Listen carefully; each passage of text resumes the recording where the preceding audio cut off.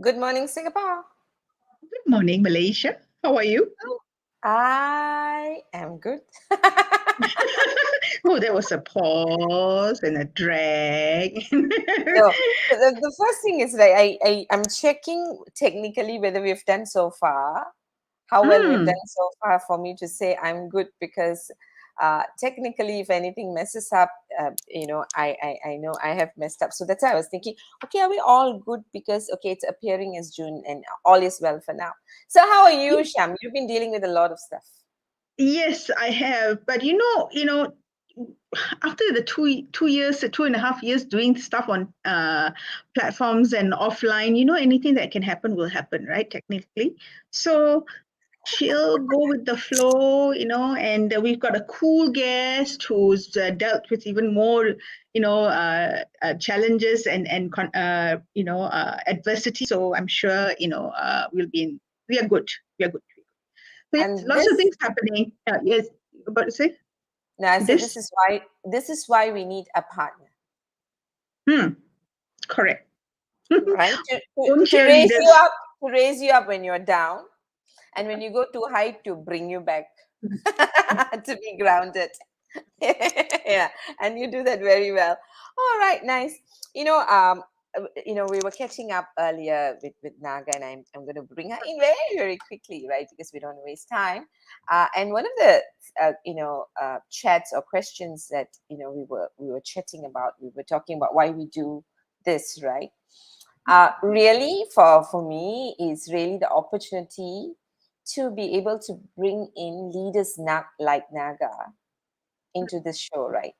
Yeah, because these are people who have years of mastery, who do their work quietly. They are the engine that keeps running until there's a breakdown. We don't look for them, but really, we need to hear from them as to how they think, what their true experiences are, because they are not the typical people who fall into the leadership pipeline, who are seen as leaders, right? But they are leading so quietly, engineering everything that's working well, right?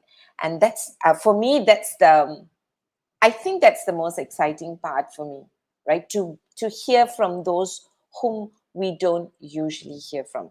So with that, I think we're going to bring Naga. But before that, I should bring her in and then introduce, right? Can Oh yeah. Okay. Okay. Okay. okay, Let's do something because different. I also want to see her expression, right? Yeah, yeah, yeah. And also we're doing something different, right? Since you're doing the introductions this morning, you do it your way. You do the Malay way. Yeah, yeah, yeah. Hi, Naga. So you have to just act as if like we are just meeting now, and I'm going to introduce you, right? So I think, let me see. I know Naga for almost 30 years. So I'm not going to read from the CV, but I'll tell you about the CV, which has been up there also. So I know Naga for 30 years. I met her first when I was working in Bank Negara. I was doing my studies part time. Hardly knew her, but I only knew that whenever she walked, I would just stare at her. It's like, wow, so much of confidence, right? And we were doing our studies, and we were doing a subject called company law. Too poor to do tuition, so anyone who teaches us, we take it up. And our dearest Naga actually offered to tutor us, complimentary. So her service orientation was there from those days, right? And we passed, right? Hmm. That was 30 years ago, and I think I've been really, really very privileged to have had her to bounce my thoughts and ideas. Where she's totally confident. It's an amazing combination when you have confidence and humility coming together, Hmm. right? Yeah. Hmm. Because I dare say this because I've seen her over the years in different aspect, personal. I've not seen her in professional except for Bang Nigara, right? But I got excited. I've always been excited. For me, every moment with Naga is an amazing moment for me because I have to figure out what she was trying to tell me for the next couple of months until I meet her again, right? And that's how deep she is. And of course, recently it was exciting, during the COVID that she retired, and she actually just finished her CLP. And there was an article in Millennial, and I realized that for some reason, even though I never knew that, she was raised in a rubber plantation. I know she has a big family, right? It just didn't register because you're just staying so focused, right? And, she had chosen to take on early retirement from the World Bank that she had served for 22 years. Now, prior to that, she was already with Bank Negara when I was there for 13 years. And then she went to the World Bank for 22 years, of which 17 years, she was the lead counsel. Now, in all my interactions with her, we hardly talk about work, which is why I needed to get to know her. All right. But what I do know is that one of my kids was asking, what does Auntie Naga do? And to summarize the little that I know, Kelentong my way, I said, she speaks to the leaders, leaders of nations, and tells them, advises them as to how they can make the nation better. So I am very privileged, very happy to be able to be with Naga today. And Naga, thank you for saying yes. Don't know whether the introduction was good enough, but I suppose we'll say it is good enough because you're so simple. So let's get on with the show, Naga. Welcome to our show. Naga was called to the bar. Right. Okay, so ask the question. Hurry up. I know you question. Good morning, Malar, Sham. Now, with that introduction, I'm very nervous now.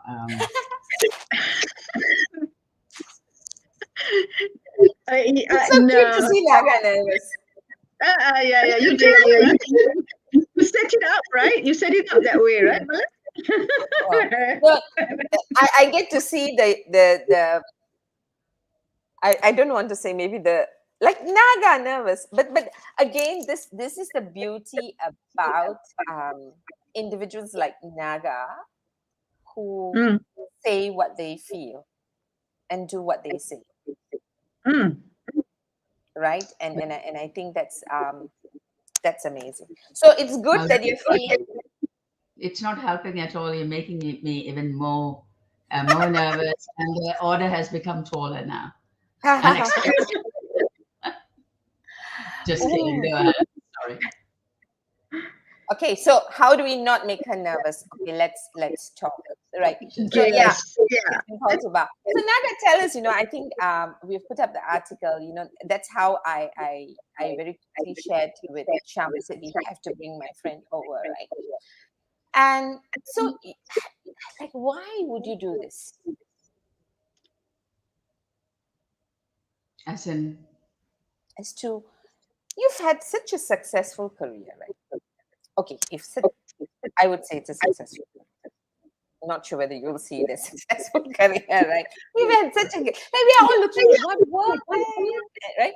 And so you decide to retire to look after your mom, right? And then you decide to to be chambered, called to bar, and you want to now offer your services, and that's what we read in Malaysia. I mean, you've retired, so why do you still want to work? Why do you want to do this? Yeah, that's a very good question. Sometimes when I think about the prospect of what it entails to be fully immersed in pro bono work, I've seen my friends and those who work. They look tired because I think it's the passion, and you want to do something, and then once you get involved, there's no stopping. You do your best, and if that means you're going to work tirelessly or get completely immersed, we have very little choice. Now, the reason why is okay. Long ago, 55, 50 used to be, two-thirds of your life already. But now we all tend to live longer. And 60 is considered, or I retired at 58, is considered pretty young. Now, the retirement age of the World Bank is 67. So it was 9 years ahead of time, and perhaps that told me that I can still contribute and be productive in the professional arena, because we all are productive in our own way. At home, when you're looking after your parents or running a household. It's all part of being productive. Anything that you do that makes you happy at the end of the day and you sleep soundly, that is productive, I feel. So therefore, so when I look at it, the thing is, I have always been interested in pro bono work. Even when I was in the World Bank, I did volunteer. I did do, I was involved in not in a sort of the word NGO has been a construct of the last 20, 30 years. And we were talking about way earlier than that, in the 80s. The Women Aid Organization, then there was a charitable fund for the disabled, and Pure Mind, Pure Life Society, which catered for orphans. So I was continuously involved, and then I had also sort of volunteered at a program run by the Persatuan Peladang, to provide exposure to women leaders, and this is way back in the early 90s. So that has been a part of me. But when I went to the World Bank, it became a completely different paradigm, because the work entailed a lot of travel, a lot of preparation, and I was completely consumed. The World Bank job was like a very jealous mistress. It kept me to itself and the work, and therefore, so I felt that when I came home, now I can sort of continue with do much more. Now they have no distractions, so I can go and see what I can do to add value. And the NGO scenario and volunteerism in Malaysia has grown in leaps and bounds, and so I'm actually understanding the topography, trying to see where I best fit and where I can bring value. People are doing a great job, and I want to make sure that so to do to add value seriously. That's what I'm looking at, and that is the reason why I think I'll give it a shot and see how long I can work and contribute in this arena. That is the reason why I'm doing it, perhaps. Nice. On the chambering and being called to the bar, that was simply to bridge the gap. In the event the pro bono work requires attendance in court, I must not think I don't have the ability because I've not been called to the bar. And that is the reason I did the chambering and it was called to the bar. Nice. Yeah, good call. Nice one. So, your heart is very much at home in Malaysia, right? The fact, I mean, the pro bono work, we can see, at least I know that's been, and that's why, when I introduced you and I said, how you were always eager to help anyone around you. That's how I know you, right? And you've been that same person all along, right? And your heart has always been in Malaysia, the fact that you want to come and serve the nation again. So I'm very grateful, we have citizens like you. So why did you join the Well, I've had offers prior to that when I was engaged very heavily in the WTO work in the early days. That's the 1992s, the 93s. There was also a request that I joined the WTO after the GATS agreement was signed, and but I didn't connect with that institution as much as later when I saw the World Bank. Okay, I was with the Bank Negara I was a bank scholar twice over, and I had 12-year bond. I completed it, and I gave another 1 year to see where and how do I go henceforth. And also 12 years, 13 years is a long time to be in an institution, and I had lived through the most intense, I would say, financial sector development phases of Malaysia.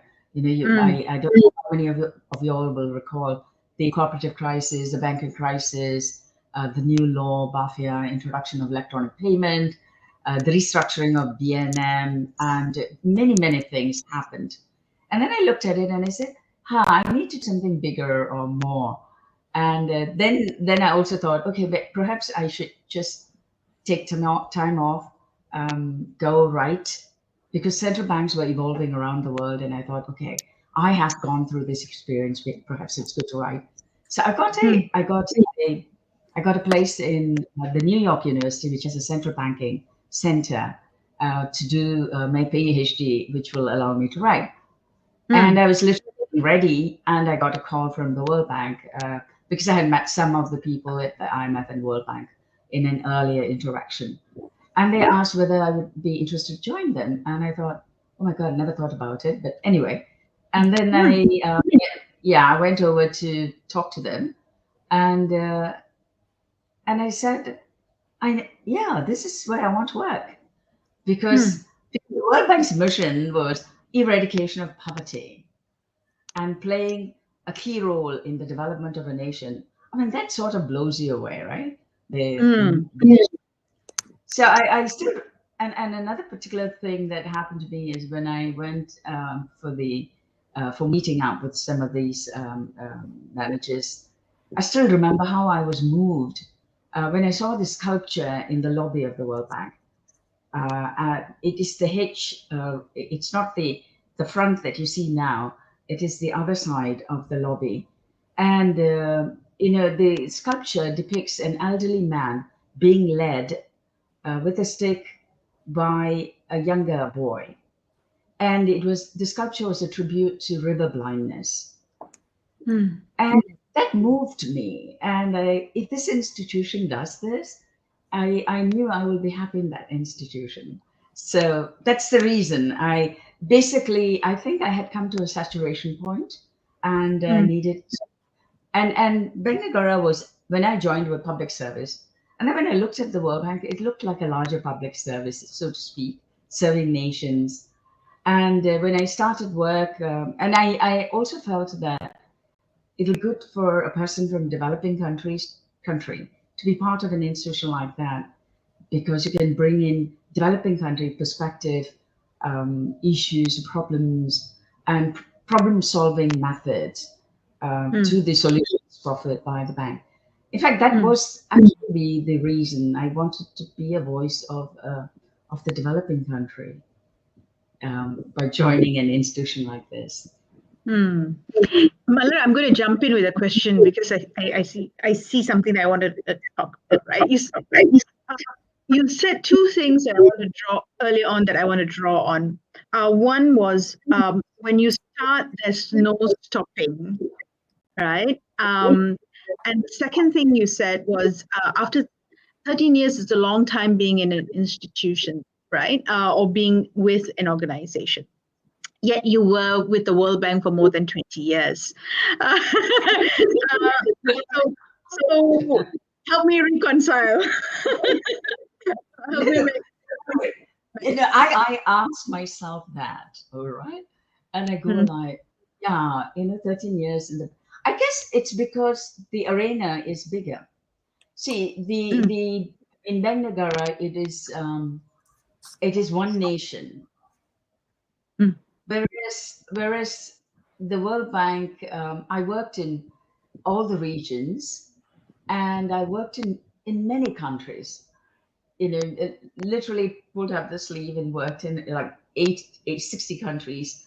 I was involved indirectly or directly in another 20. So the playing field became bigger, and therefore 22 years did not seem to be long enough, actually.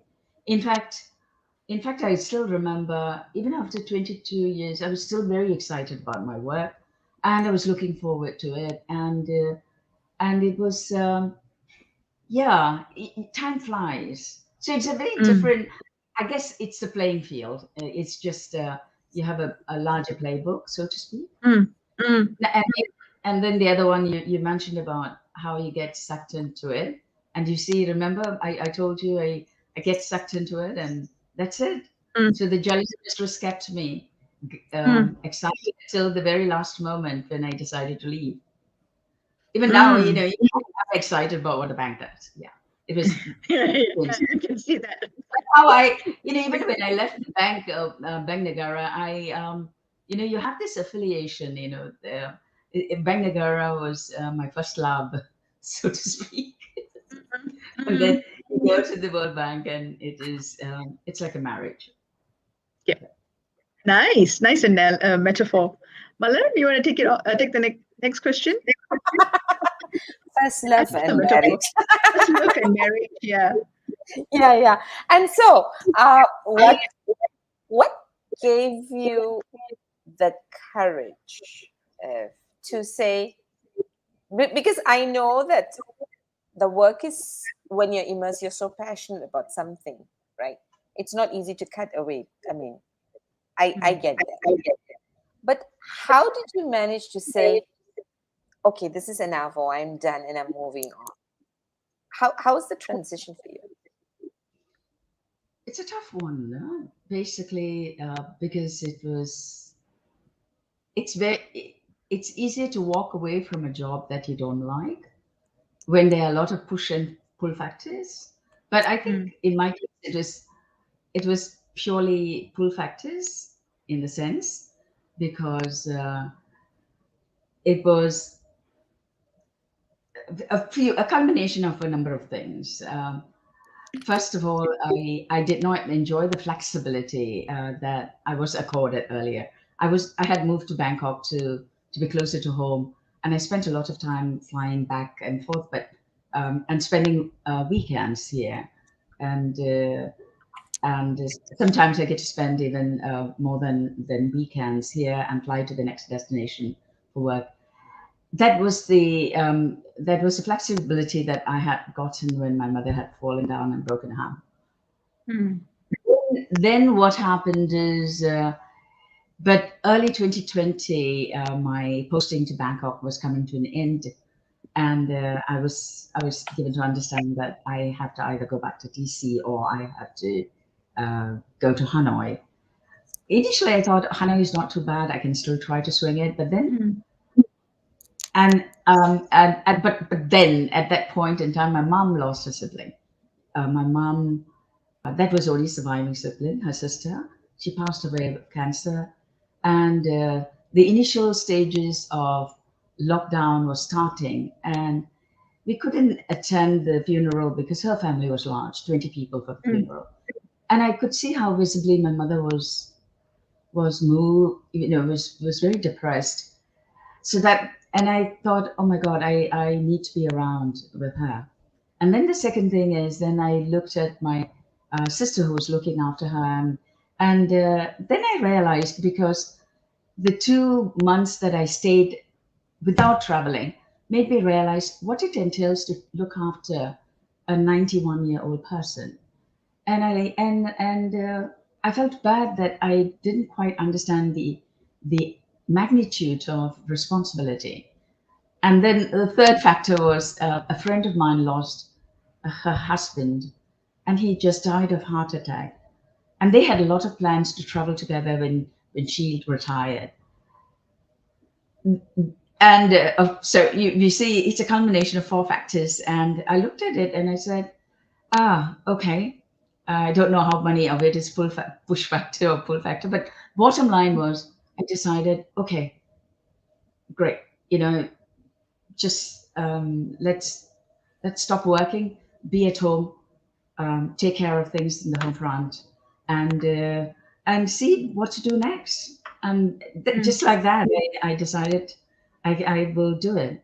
And of course, one will ask, what do you do about your financial side of it? I think for the past 5-6 years, I've been always thinking that one should be able to walk away from a job and must not be held up by the job after 50, so to speak, by the fact that you need the money. So I have always I had tried my best to be financially independent to some extent, and that made that decision even more made it easier to leave. So those are some of the factors that led me to give up something I enjoyed a lot. Nice, nice. Malar, I'm going to ask a question. And Naga, it's going to sound brash, hard, judgmental. I'm asking it only because I think some people might be thinking about it. So I would like to get your version of it, right? The question is this: I mean, you were in. So you know the concept of the good for the masses is more important than the good for the individual, right? So if you have to sacrifice, it's the individual that you sacrifice and the mass. And you were doing work at a global level. You were impacting countries that need be elevated out of poverty. There's lots of effects of what the World Bank does, right? And you've given up that for you and your family, right? So if someone who's listening might say, and I'm just doing the real extreme here, that's very selfish of you, right? Or that's very that's so, for someone who's set in the World Bank, this is a very small, not a small, but isn't this you're wasted, your talent is wasted, if that's a way of saying it, right? Now, if someone were to ask you that, how would you respond? You're doing so much good in the World Bank, your impact was immense, and your talent's wasted. You're not the first person to actually raise this point. Actually, I was asked. Actually, they didn't ask me directly, but they asked this same question through my sister who lives in the US. And seriously, you can get somebody to look after your mom. And after all, you have other siblings, and you did it in the past. I guess, okay, that's a very valid question. In fact, it's not even judgmental. It's something that's very, it's normal to ask that. Okay, the fact remains that I had contributed more than 36 years of my life to quote unquote public service. And there is also this fact where when you look at it and you go like how I left Bank Negara is 13 years. I've contributed to my country. Now I can move on to contribute to a larger, bigger world or another cause. Similarly, when in 2020, when I look at it, it was the same sort of feeling. Okay, that phase is over, and now someone else needs your contribution more than the bank. And the most important thing to remember is none of us are indispensable in an institution. Another person can walk in. They're not Naga, but they will be able to carry on the work. That's why that institution exists and continues to exist today from its inception. People come and go, but Naga is the only. My mother. I am the only Naga to my mother. I am the only Naga to my sister, and and also there was this important timing. Timing is very critical in decisions we make. I did not want to come home when my mother could not recognize me anymore. She was already 91. Can you imagine if I stayed on for another 3-4 years? Probably she'll say, "Who are you? Oh, nice to meet you. But who are you?" I think it'll break my heart. And so there is a time when our priorities shift, and we have to listen to our heart. And basically, so the simple answer is I listened to my heart and did that. Thank you. Malar, you give the easy one. It is so Naga. Yeah. Whoa, that was big. Thanks, Naga. I think you've just taken us really given us, I would say, even though it's a glimpse, it shows how you think, what you feel, and your values, and how you check into to bring yourself together at any given point of time. So I want to thank you for that. Now, in your in your experience, or I have to read this to you because Associate Professor Dr. Chitralabal Ramalingam, I'm not sure whether you know her. You know her. So she's saying it's inspiring to bravely give up for your mother. After all, in Hinduism, it's Mada, Pita, Guru, Devam. All of us will only have one mother on this earth. Kudos. Thank you, Chitra. Right. So just saying that. And there are a lot of quiet listeners on LinkedIn. For some reason, they're not asking questions. They're probably listening deeply, right? Uh, so when you say this, so I think one of those things that I was very attracted, and I wanted to know is that you met all leaders. You sat with them. Um, tell us a little bit about when you met these world leaders, and you were there representing World Bank to give them some counsel as to how they can probably either eradicate poverty or develop the nation, right? What type of leaders did you meet? How would you categorize them, right? This is the month of June, and we're looking at leadership, and we've been interviewing fathers, right? And fathers of families, communities, corporate companies, right? And it's really interesting because you were talking to those fathers, right, of nations. And so it'd be interesting to know how in your 22 years of service, you would have had some form of categorizing them. So tell us, how do you categorize them? And yeah, maybe we'll listen to how you think about it. Okay, let me sort of put what I'm going to say in the context. Yeah. So now, depending on the size of the nation, the level of the leaders we meet varies in the World Bank. So in a country like a smaller country and a fragile country, the leadership level will be, sometimes you even get greeted by the prime minister sometimes, or the ministers. But largely, your interaction is with the minister of finance and the ministry's top officials, the central bank governors, deputy governors, and their officials. This is so we meet different layers of leaders, and of course we also get to meet some people who move the nation. Um, uh, in Myanmar, the gentleman who led the movement. It's unfortunate now, but then for democracy to be installed, so it's a mixed sort of levels of leadership. So just to clarify that. Now, coming back to the categorization, I know it is terrible to pigeonhole people, but for practical purposes, and let's be frank, we all tend to. I think it's more for us to be able to relate to them better. So we will have a mental box for people, and the importance is, of course, not to be biased and to allow that box to be fluid. So I will start with that caveat.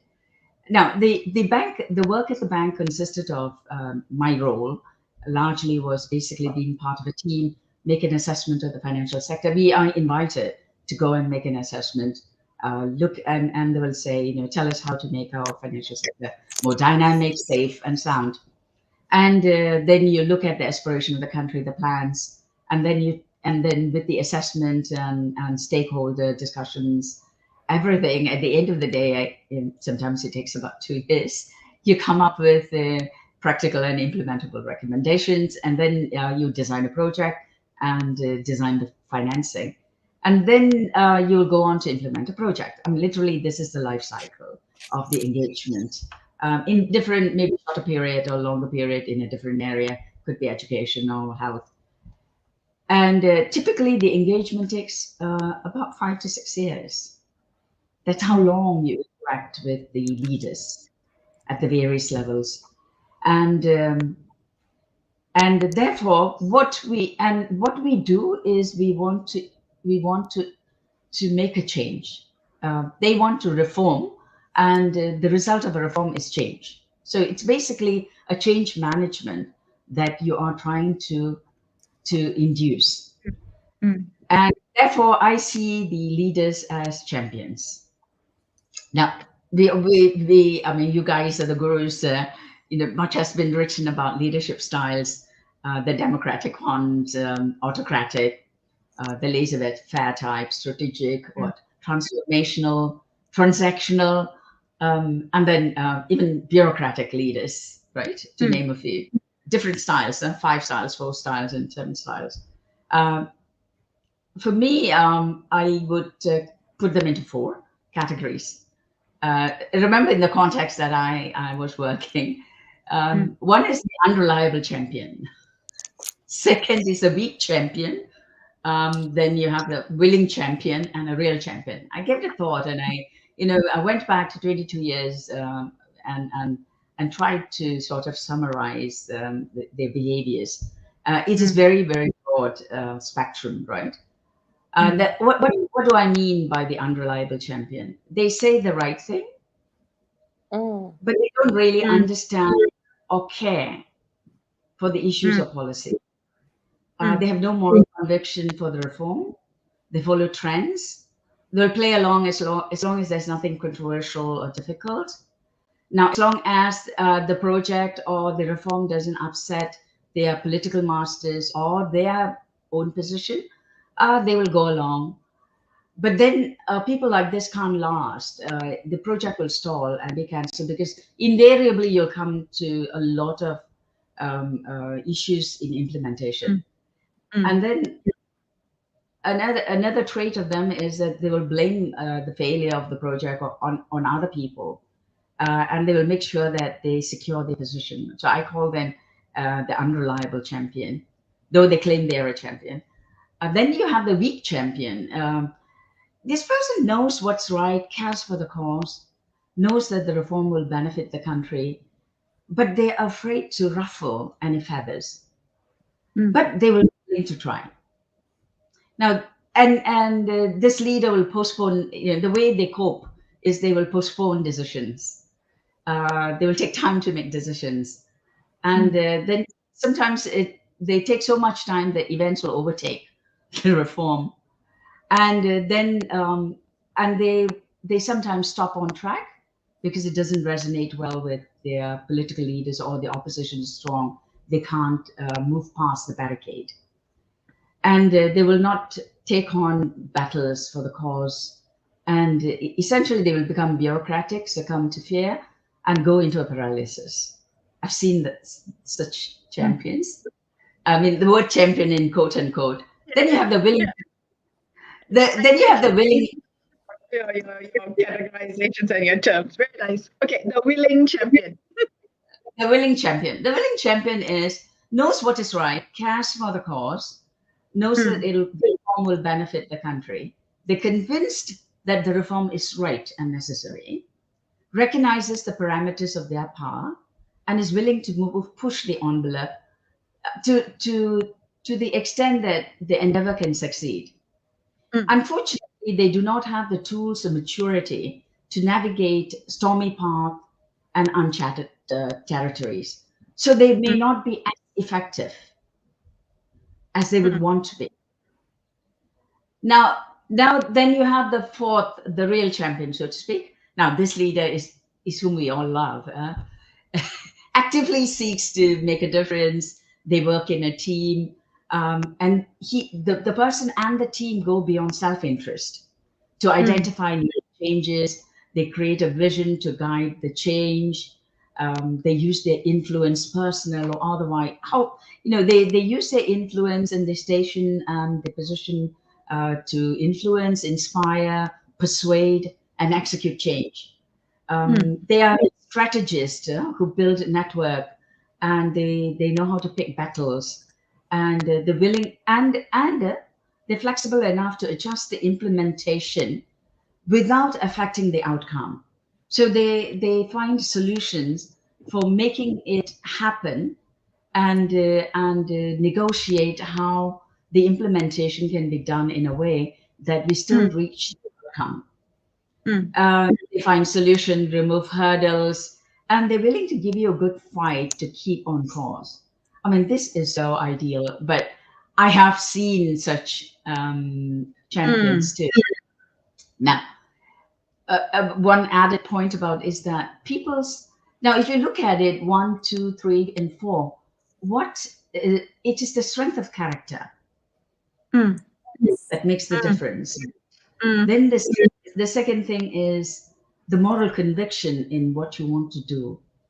And this makes the difference between these 4 categories. And then when you look at it, people's temperament change. And I've seen a lot of shifts between 1 and 2, and a lot of shifts between 3 and 4. So the duration, because you have about 5 to 6 years in the engagement, you can actually see that shifts moving around.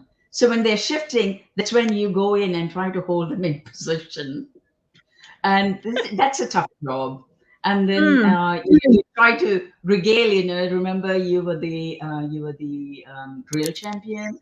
Indirectly, I didn't have the categories then, but what I'm saying is, you try to imbue and tell them, look, this is what we wanted to set out. We set out to do this, and well, let's address this. And then you sort of invoke all these strengths and try to keep them within that parameter of a real champion or a willing champion, and don't let that shift go into 1 or 2, because 1 or 2, once they get there, then you have a close shot, so to speak. And so in the event like a willing champion becomes a weak champion, remember the second category of not a clever leader. We sometimes have to wait for that person to be shipped out, or we end up restructuring the project to meet the reality on the ground. Because without a good champion, forget about reforms. It's difficult. And you need time to identify another leader to get the cause moving. And in some cases, willing champions become effective champions, and that's the bonus, of course. Yeah. It's keeping the big picture, the goal, and the objective in mind, right? Yeah, and steering the leader that you have path, or maybe even sometimes at the expense of goals, that you're not going to achieve 100% if 100% was what you're looking at initially, the initial. Crafting it into an 80% because, or even a 70%, because even that is better than where we are right now. Yeah. I love the 4 categories and the way you explained it. Okay. And I think it fits the scenario. It may not fit the management books theories, but it's purely my personal engagement with these people, and finally when you sit and go through some of these projects and recount and think about and the duration is longer, and we go back to the country like 4 times in some countries, and you're continuously engaged, and you're online, you're working with them continuously for 5 to 6 years. So that perhaps allowed me to sort of get to know them. Yeah. Sorry, I've got a question for you. 2 extremes. I thought your categorization was brilliant, because I think not only you categorize, you could help us see when we work in the corporate sector, when we meet leaders who are actually implementing smaller change, right? How they fall into these categories as well, right? But you've also, for me, anchored it or sealed it with, the major difference is actually the strength and character and their moral conviction. And more importantly, I think you also keep us in the loop of hope that people change. People can go from one space to another space. And as people who want to, who are interested in the mission, you need to keep track. You need to observe people to say that change is possible, And that's important, because when I know you are ready, I know we're going to be successful together. But when I know you're not ready, because we're not going to be successful, maybe this is not the space I want to put my energy in. I think these are really, really very clear indications, right? So, but I'm very curious, because lately we've been reading a lot about how incompetent leaders get promoted in the corporate sector, right? By position, by political connection, because and it happens, right? So they may not know what they are talking about, right? So where do you see in these categories that you're talking about, right? How does competence impact their effectiveness, being in whichever category, whether it's unreliable, weak, willing, or champions? What have you seen? I think a few things. While I sort of described this, I think competency, integrity, willingness to work hard. These three are, and the ability to communicate. You can have a very good leader and a lousy communicator, and it destroys the working environment, destroys the team. People leave the team. And then, but the foundation for any, and this should be non-negotiable with any leader, as I said, competency. A competent person not should shy away from, I know we tend to be moved by the promises of promotion, but one should always ask, am I competent? And then and even before that competency is this issue of integrity. When somebody has integrity, then you actually ask yourselves, and Right. you are your own check. So integrity, competency, and then, as I said, you can have integrity, competency, and you can be the cleverest person, but if you're not willing to work hard, if you're lazy, you can't get anywhere. And sometimes you see this very clever person being utterly lazy. And I equate laziness not to that lazy, but it is actually a manifestation of irresponsibility. Mm. Mm. If you're responsible, you will not be lazy. And if you have integrity, you will be committed. Mm. And if Okay. you have competency, you'll be able to manage better. Mm. So these three fundamental qualities are essential. I'm sure they have a lot of what you call the tests they do to find out your temperaments, and the Kyrie temperament test and a few other ways. A lot of hiring is now done by sort of psychoanalysis and all that.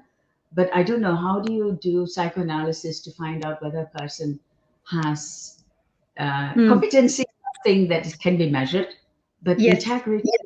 integrity, hard work, I And think, maybe experience. Yeah. Nice, Commitment. nice, Yeah. Yeah. nice. Sham, I know it's you have questions, but I have really one last no, question before I pass to you. yeah, we had because we are at Yeah, 49. yeah, I know. Because you see, Naga, you're telling us a lot of beautiful stuff. In fact, I think this could be a podcast on its own on leadership. That's how much of essence of leadership that you've actually given us. I want to thank you, because our time is running out, right? I'm trying to connect this to the corporate world, right? Because we are talking about leadership insights. How in nation building you're able to see this, and you say you work with leaders medium term, 5 years, and you're working with them regularly. So there's a lot of interaction for you to observe firsthand and make the judgment call, when to persevere, when to not, where to put your energy. So your advice is very validated. So in the corporate world, what we see is happening is leaders come and go in 2 years. They are expected to bring out magic in 2 years. And they need to put out a magic team in 2 years. Perhaps not with all the resources. So in the 2 years, you are so much on the go. I'm not sure in reality how much how much of space, forget about competency to observe and do all the things you're doing, right? When this fast track, even for the people who are working, the leaders who are working for leaders, right? They're young people who may not have the life experience to be able to observe all of this. They're probably using some template that they've learned from a leadership school to say this is what works, right? And so if if you would like to leave us an advice or your thoughts, right? Because in the advice that you've given in the nation building, it actually somehow or other affects the smaller corporations, the organizations, because that's where we're getting our directions from, right? How do you see us going for this quick fixes, quick wins, getting leaders who promises us a lot of things and they deliver by hook or by crook, without sacrificing a lot of things, right? How do you see short-term leadership choices on leaders and decision making that we're making impacting us as a nation? Right. Long question. No, but a very valid point, because I think the outcome of things, they say time is a great master. It's so time makes a difference to outcomes. And then you're talking about in the corporate world, you're hired as a new CEO and you're given 2 years to prove yourself. Now, how do you sort of size this person up and decide whether you want to hire them or not, or what kind of leader this person is going to be? But as I said, at that point in time, when the new intakes come, then you have to remember that people change, people can be groomed, people can be taught, and you have to grow them. So if you're asking about the new intake, people with very shorter CVs, so to speak, and longer CVs, right? Just to quicken the conversation. And people shorter CVs, basically you need to rely more on competency and the ability to communicate, so to speak. And so that's why we look at shorter CVs, see where they did, what they have been doing, during their free time, or did they do anything more than just study. We do that stuff. But when it comes to the mid-career, or you're hiring a CEO, again, at that point in time, you already have a past. And the past can be a very good judge of this person, but does not necessarily define the person. Let's be clear about it. It's an indication of what this person is capable of and can achieve or will do. And then you can go ahead and base it on their past experience. So competency comes out very clearly, easily. And you have to be very specific on a project and go into details. So the interviewers must actually go through and check up on that person, and then and ask very serious questions about one of the engagement where they did very well and one that they failed, to understand beyond the CV of that person, and what challenges, how they meet those challenges, how they react in those circumstances. So it's an interviewing technique that I'm talking about, which we used to employ in the bank when we hired people. It's very critical because the sum total of the past defines a lot of people, and they are a product of also the past and the current. But we must remember the future environment can shift and change with the person. So it is that's what you look at. So integrity, hard work, and competency, to name a few, and communication ability. If you look at it, it is pretty. You take on that and then say, okay, this guy. And some people take forever to build trust, and that is, again, if you're in a past track, you can't do that. And some people, because they're true to themselves, they have moral conviction, they carry these qualities in them, people tend to trust them. And then you look for consistency in the behavior. It is, I don't mind somebody who has been consistently but slowly go up in the output Mm. compared to Mm. somebody who's up there on yo-yos again. Nice. Yes, Nice. yes, that's a nice metaphor, and also a nice analogy and visual example of what you have just shared with us over the last 56 minutes. Thank you, Naga, for being with us. I love the way that you brought in character as being a critical aspect of a leader. And for me, that is important because I think character is one thing that we don't speak about um, often enough, or we don't speak about candidly enough. And bringing that out in relation to integrity, competency, working hard, and communications. I think that put it very nicely in a nutshell as to what made for us a successful leader in the projects that you manage. Thank you for being with us this Thursday morning and spending not just your time, but your wisdom with us. And Malar, do you have anything to say to Naga?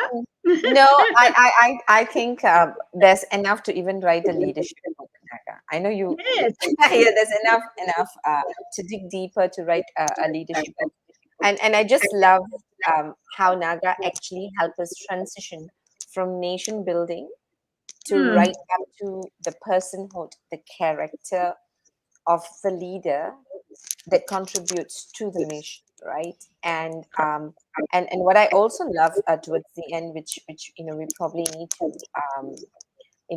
chew it a little bit more, is that how do we now, in our short-term choices and decision making in the corporate world, bring this and make the right judgment when we're bringing in leaders in the short run, right? To make the same or similar impact, to make success, because we all contribute to the mission. So with that, Naga, thank you very, very much. I always say this, don't quite care about what everybody else thinks, but I think this was worth every second that you invested with this. So thank you very much. Is there anything else you'd like to say before we say goodbye to you? No, thank you for giving me this opportunity, and it's a very your questions were very incisive and very thought provoking, and I hope my experience and this sharing helps. I would end with one point about the the leaders keep claiming that they are doing the right thing for people, and even in the corporate sector, in a nation, in every situation, it can be the father even in a family will say, I'm doing the right thing for you, and I'm doing for all of your benefits. And then the question is always, is like, does the person really ask themselves, am I doing the right thing? How do I know I'm doing the right thing? Then the question is, I mean, that a leader is confronted with this question, the ethical ones though, and even people, when we look at our leaders, this is the question we ask. And I think there are three behaviors one can sort of assess the situation and the leader by. Very simple tool, even the Harvard Business Review sort of comes to a conclusion that you can actually measure it in that sense. One is how does what kind of positive relationship does the leader create? That is a clear indication of the kind of person he is. Then the second one is, does the leader demonstrate expertise and judgment? Because that will again give us a clear idea as to whether the leader is on the right path when he says he's right. And then the last part is whether they're consistent. Remember the yo-yo thing I mentioned, and whether they will do what they say they will do, whether they walk the talk. Now, if a leader does not demonstrate, these three qualities, then we can safely say that the leader is doing the right thing not for others, but for himself.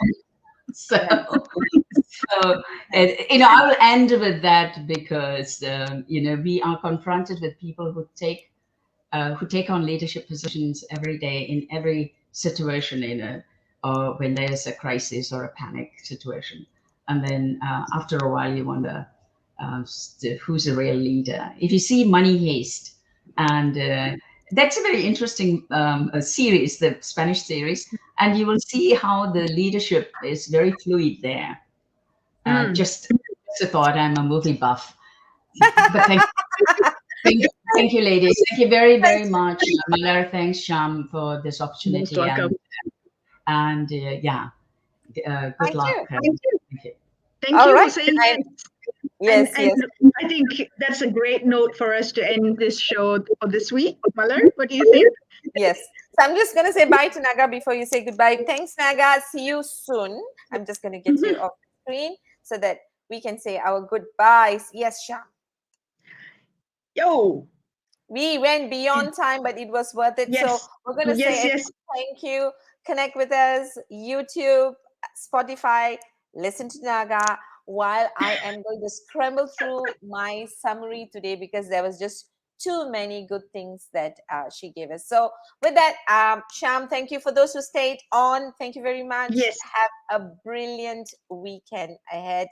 Till we meet you next week with another exciting guest, right? All right. Yes, we will. Okay, bye, Sham. Bye. Bye-bye, Malar. See you, Bye. everyone. See you. Bye.